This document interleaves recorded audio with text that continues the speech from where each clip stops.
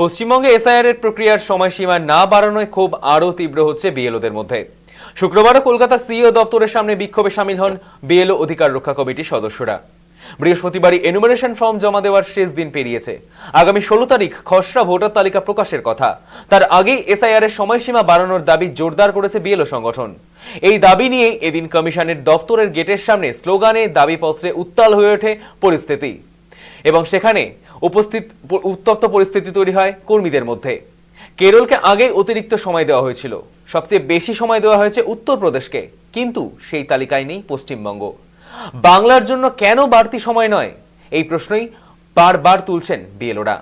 গত কয়েকদিন ধরেই তৃণমূলপন্থী বিএলও অধিকার রক্ষা কমিটি সিইও দপ্তরের সামনে অবস্থান চালাচ্ছে, কিন্তু এখনো পর্যন্ত কমিশনের পক্ষ থেকে তাদের দাবির বিষয়ে কোনো প্রতিক্রিয়াই মেলেনি।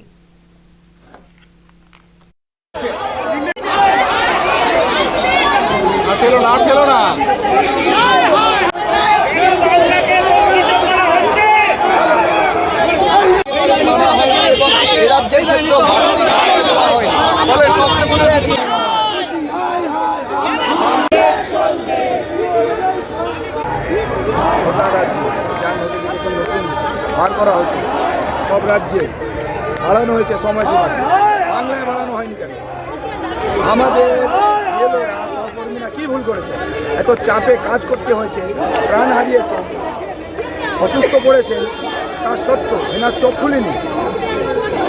ইনি 1 নম্বর দালাল মিস্টার জ্ঞানেশ কুমার বিজেপির হয়ে কাজ করছেন।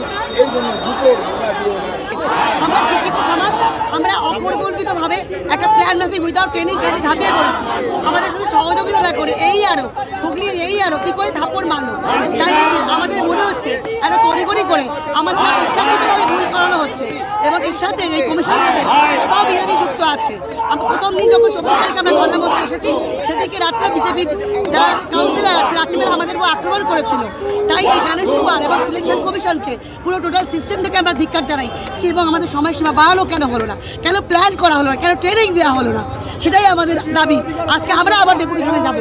যেসব বিএলওরা মারা গেল, প্যারালাইসিস হলো, পিজিতে ভর্তি ছিল, তাদের কি হবে? তাদের পরিবার সে কি করে শিক্ষকতা করবে? তারা কেন ক্ষতিপূরণ দেবে না? কেন এত হটকারিতা? এই তুগলকে ইংরেজি সেখানে চলবে না, বাংলায় চলবে না।